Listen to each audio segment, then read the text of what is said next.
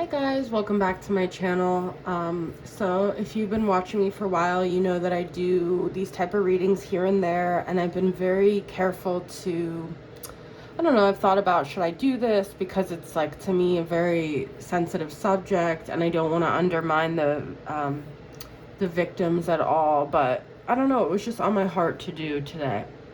So this is gonna be a reading on the Idaho for the unalivings that took place in Idaho with the 4 college students. I've been watching this case diligently. I pretty much know all the up-to-date information. If you watch me, you know that I take a very spiritual approach on everything, and I look at people a lot of times from a viewpoint of their soul, their destiny, their karmic path, and you know, so as much as it's really painful to lose loved ones, especially young loved ones, we all have a karmic path, and we don't really know what's on the other side, right? So hopefully there's a lot more beautiful things that we don't know and we don't see that happen, that, you know, beyond this life. And I do believe in karma from prior lifetimes. With that being said, I just want you guys to know that anything I say here is just speculation. I'm just reading energies. I also have my own viewpoint on things, so I'm gonna be honest, like maybe another tarot reader wouldn't say this, but my feelings on the matters might influence the outcome of this reading. I also want to bring in all the angelic energy here, Archangel Michael. I usually don't do this, but when I do these celebrity readings, I tend to feel a little bit spiritually attacked afterwards. I feel the energy. When I did the Twitch reading, it was really dark afterwards for me. So that's why I kind of hesitate to do them, but it is a passion of mine, and I am very interested, and I do want to kind of check into this energy. I was going to use a different deck, but I'm being called to use this. So the focus of this reading, well, it's going to be a few things. Once I kind of do the reading, then I'll figure out what the title is. But one thing I find very interesting is that there were so many people that, like, okay, so hopefully if you guys are watching this, you kind of have a background. The victims' names are Xana Kernodle, Kaylee Gonsalves, Madison Mogan, and Ethan Chapin. These are the 4, I want to say children, really, that their lives were taken way too soon. So there's backstories on all of them, and then there were 2 surviving roommates, Dylan Mortensen and Bethany Funk. We don't really have any information on where Bethany's whereabouts or what was going on that evening, but we did hear the affidavit and a lot of the information regarding, you know, or not a lot of it. Dylan's reports with her call and what she witnessed came up. But what I find very interesting about this case is that, so Kaylee Gonsalves, you know, for a while there was talk and speculation that her ex-boyfriend, who she had just broken up with, Jack, could have been a suspect, because they always look at the ex-boyfriends, right? And there was a lot of talk that she was the main target, that Jack was a suspect, and there were calls to him, multiple calls, like 9 calls around the time that the suspected unalivings happened, around 2 to 3 a.m. that morning of November 13th of last year, 2022. It was weird because I was kind of thinking, it's very easy to get pulled into the salaciousness of these stories, especially because I think it just messes with your psyche in the sense of, like, you start thinking, you know, when you start hearing about the ex, then it kind of gets this energy flowing, and then you start thinking really it is someone related to them. But anyways, it was very strange, because then this video came out that Kaylee was with Jack that night, and then his alibi was that he was sleeping. But the only reason I'm bringing up Jack is that, so she made like multiple calls to him that night, even though they were broken up and they had seen each other just hours before at the bar. But what I'm trying to get at is that I find it very interesting that no one has really brought this up, but the fact that Jack, for some reason that night, even though he, from what was known of like his love for her, according to her family and everything, that he was one of those ex-boyfriends that would have gotten maybe back with her in a heartbeat. He really liked her. He had posted a lot on her social medias, just constantly commenting. He seemed very in tune to her, that he didn't answer the phone that night. So what hasn't been really addressed is that Dylan was in the house, apparently even maybe possibly saw the unaliver, looked at the unaliver, and maybe the unaliver saw her. We don't really know for sure. She was there. Jack was right next door, but somehow didn't get these phone calls. These people could have very well all have been victims in the sense of being unalived, and they weren't. So this leads me to believe that this was a and I don't mean this to be insensitive at all. It's just my Scorpio nature of trying to make sense of everything. I think, unfortunately, a lot of this was fated, and these were these paths that were meant to be for some and not for others, because there were a lot of people within the vicinity that could have been unalive themselves, and for whatever miraculous reason, they were not pulled into the wreckage. So I think that that's because, unfortunately, the 4 ones that were unalived this was their fated path. So, and that's heart-wrenching, especially because these 4 people all had such a beautiful light about them and just seemed to be really living life and really like in the beginning of their life, you know? I mean, they were babies. It's weird to think now, you know, like you were 20 or 18 or 19 at one point, but when I look at that age now, I just think you're just getting your feet wet in life. Like you're just starting to leave your parents and figure out your identity. And even now I'm like on the brink of 40, I'm still trying to figure it out. So these were babies, and so it feels so premature that that chance to live was severed so early. I hate to use any words that have like a connotation, but so anyways, with that being said, let's see. I just want to tap into the energy of these 4 individuals, okay? So basically what I said, I'm coming from this place of like, was this karma? Not karma like they did anything wrong. Could have been karma from a prior life.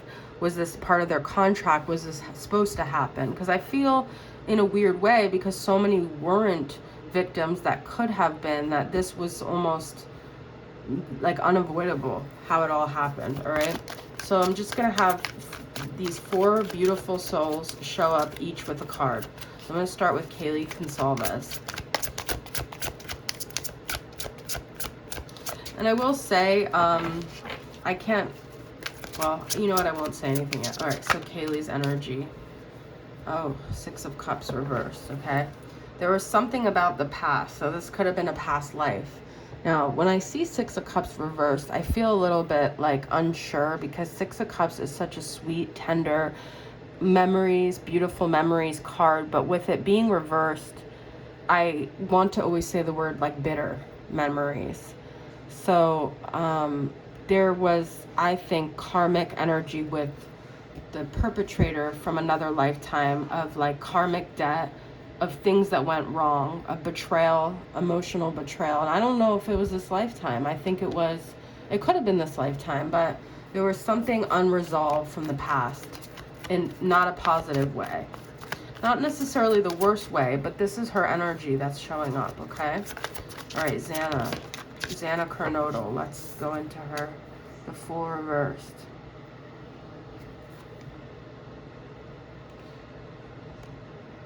Okay, my phone just showed me the battery thing. The Fool reversed.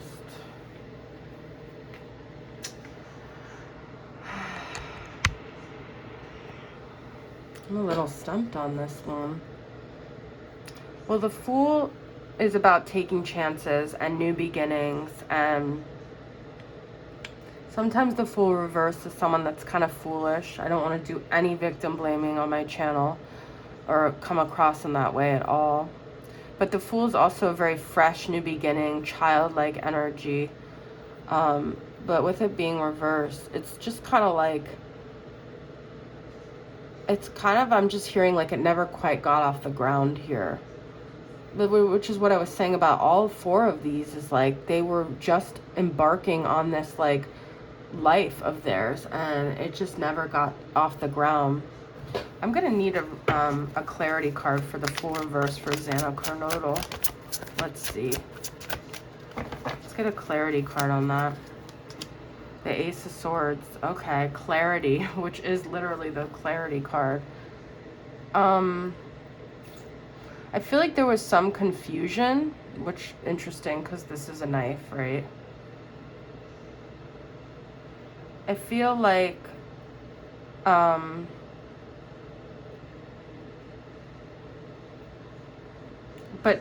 Ace of Swords is like communication and clarity. I just feel like there was a lot of confusion around her. You know, there was a talk that her dad came and changed the locks, her father specifically, like a month before this thing. So, I feel like part of her wanted to be like very like taking risks and having fun and jumping off, you know, the Fool's like jumping off a ledge, like not looking at the bottom. Part of her was, I wouldn't say reckless, but just wanting to live life without any reservations. But then there was a very smart part of her. When I watched videos of her, she seemed like one of those like really quirky, like brainiac types. So she was conflicted between living life and like being free, but also she did have a very intelligent mind here. So whereas I see Kaylee is a little bit more emotional, not to say she wasn't intelligent, but there's more emotions here, where this is more the mind, because the Fool is also Aquarius. So no, and I know that she wasn't an Aquarius, but there's more mental energy here. Yeah, she seemed more like a brainiac to me. All right, Ethan Chapin, let's get his energy. All right, 5 of Swords. Okay. I don't know if he had a lot of enemies. He didn't feel like, I'm hearing he didn't feel understood, actually. And I think they connected intellectually, to be honest, a lot. I think they felt safe with each other, but I don't feel like they felt safe with others. I do feel like Ethan and Xana, who were together, I think they felt safe with each other, but I think he felt a lot of negative karmic energies. Perhaps there were other masculines around him that were jealous of him. All right. He wasn't supported by other people, or he didn't feel like that. All right, let's get the energy of Madison Mogan. I wasn't ready to take it yet because I hadn't even said what I was. Madison Mogan, what was her energy like? Ace of Wands. I want a clarity card on that. King of Pentacles, Capricorn, Taurus, Virgo. She was very,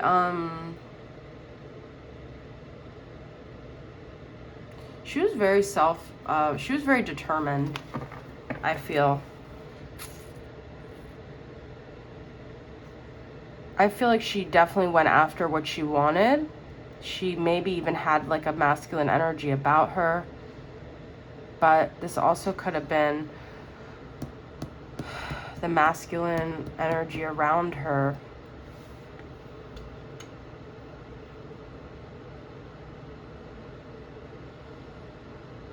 I know she was an only child. I wonder if this is her father, like, was just so protective over her because he knew she was like a free spirit. I feel this was kind of her father's, like, really, because she was an only child. Not to say that means anything. Ethan is a triplet, and Xana had a sister, I know at least one, and then Kaylee had multiple siblings. But I don't know, I feel like this is her father. Like, I just got this really sad feeling, guys. This whole case has made me so sad, but I feel like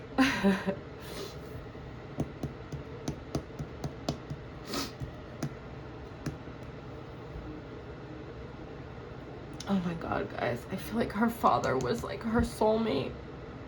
I feel like he felt like that was his life. And I think he's burying himself in work to cope with this, because this was like his worst fear for anything to ever happen to her. Like, he was such a papa bear. That was like her soulmate. I don't know why, but and I just feel like he is like, he's not doing well. And we haven't really heard from their families. I know that Ethan's mom apparently does some Facebook posts. Kaylee Gonsalves' dad is the one that's spoken out a lot and said Madison was like a second child. They grew up together, Kaylee and Madison, and basically she was like an adopted kid. But I don't know, I just feel like you know, I don't like putting stories when I don't know people. That's what tarot kind of does. So I just want to say that I know that we're just kind of creating these stories. They could be very dangerous because they're just our intuition. They could be wrong. But so take this with a grain of salt. But what I feel like is her father felt this some type of way because he knew she was determined, she was independent, and she was going to leave the nest. She was like his pride and joy. I don't know anything about him. I haven't seen interviews with him, but it was like he knew when he let her go that he had to let her be this like blossoming flower. And she really reminds me kind of like a free, airy kind of person. Kaylee and Madison were both Geminis, actually. But I feel like Kaylee was a little more emotional, and Madison was a little more like that air detached kind of quality, just very free-spirited, just the energy I'm getting. I feel like when he let her leave the nest, go to college, he just kind of felt like scared about it, but he knew that he had to because that's who she was, and he loved her so much that he let her go. But I feel like he always had this feeling like, I don't want to say like something bad was going to happen, but it wasn't really something he was fully comfortable with, because he wanted to know she was safe at all times. So if she's watching and that's him channeling through, he just wants you to know he was always worried about your safety, and this was really the worst thing that could have happened for him. So very random. I didn't expect to get that message. Let's see the energy around the night that it happened, the morning. So now we're finding out it was like around 4:15 a.m. on November 13th. I know there was like a major eclipse going on at that time. I remember doing readings. I didn't actually discover this case until like 3 weeks ago when I came across a TikTok video. It popped up on my FYP about Kaylee and Madison. Kaylee was like loving up on Madison, and she just seemed like so loving, and Madison kind of was like, oh, you know, whatever. But it was just so sad, and I got pulled into it. All right, so this is the night of, oh, okay. This is the morning that it happened. We've got the power, throat chakra, hope. Well, that's beautiful. And spiritual union. Okay. So what I find is so interesting that Maddie and Kaylee were like soulmates, okay? We don't know if they were even romantically involved. That doesn't even really matter. Either way, they were like, they had been together since they were little. They went through everything together. Then they went to college together, and they lived together. And you could just see the love there. It was so unconditional. It's so hard to find that in this lifetime, someone that you love and you connect with through every phase of your life. And they were unalive together, so they went to the other side together. And then Ethan and Maddie, and Ethan and Xana as well. And so while this whole thing is so heart-wrenching, the one glimmer of hope for me is that they weren't alone when this happened, and they got to be with their person on the other side. So to me, that's like this sense of safety amidst the scariness of it all. And then 17 is actually this twin flame union, and then we have spiritual union. So I feel like they're with their person. Okay, even though I said Maddie's dad felt like it was, I feel Maddie communicates to her dad as well on the other side. I feel like this person, who I do believe they have the right person, 100%, but I am scared that they're not going to have enough evidence to convict him. was trying to take away, was obviously driven by power, and he was trying to take away the voice and it was the dark versus the light. And though he thinks he had power over, and you know, it's so weird because who knows? I don't really know how he came to be who he is, and really to get into all that, how people become so dark and evil, like if it's like an entity that comes over them or if they're born like that. I mean, there's just so much.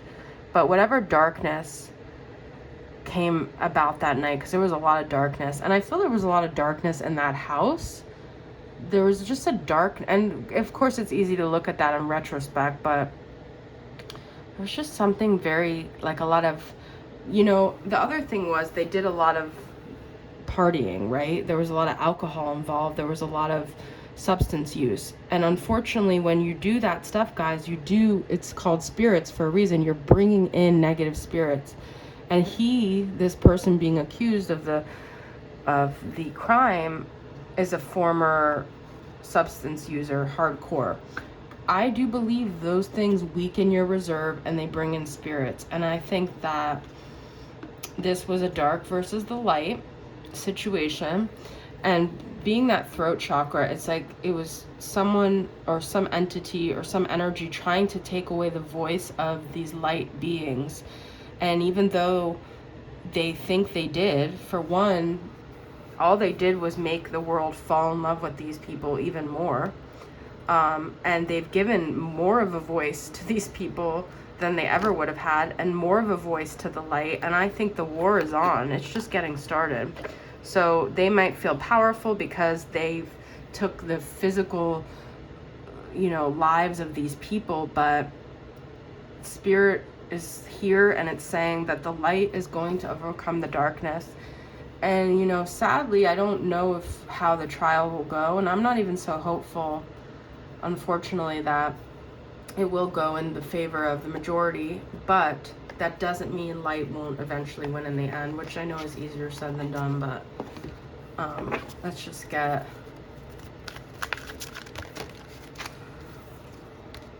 Ooh, look at that. Interesting that these knives are coming up. Originally, when I see this, I think, oh, that's beautiful. But then I'm like, oh, the knife. We have the Five of Swords at the knives. And this Ace of Swords. What is this triumphant? I mean, this could be that he felt in the moment he succeeded in, it's like their throats, right? I don't know if that physically happened, but taking their voice away, taking their light away. He feels it's an ego thing. But I also feel like he's not going to have the last laugh here. Heartache and loss. Light, you see? And sacrifice. Okay. So, and I say everything with extreme sensitivity, but I think that these souls made a contract to sacrifice their physical experience, and they knew it would cause extreme heartache and loss, but they ultimately feel it will bring light to the world, because it's almost like if he didn't do it to them, he would have done it to others. And something about where he did it and the people that got involved with the investigation, you know, they were given a lot of slack. This happened in Moscow, Idaho, small college town. It's been, you know, not discovered, or they didn't have a suspect for like almost 2 months, and people were saying it was going to go cold, and they were saying, you know, that the police department messed it all up. But I think there's actually something karmic about where he did it and about actually the positive impact it's going to have on the world. And so while it has caused extreme heartache and loss, it was a sacrifice they made because these were light beings, and they knew that ultimately this would shine the light and help so many others, as sad as that is. So, all right, guys, I don't usually do these readings because, you know, they're so heavy, and I don't even know how I'm going to feel until way after the reading. So I need to kind of stop and see how this affects me. But hopefully this helps someone and gives them peace. rest in peace to these beautiful people who just seemed like they were, like I said, getting their life started. But you know, there's more to everything in spirituality than what we see on this earthly plane. So I hope wherever they are, they're happy and bright and I always worry about, you know, even after they've left their physical body, whatever trauma or suffering they have in the afterlife, I hope they can release that, and if they are reborn or whatever, that they won't have to bring any of that into their next existence. All right, I'll see you guys soon. Bye.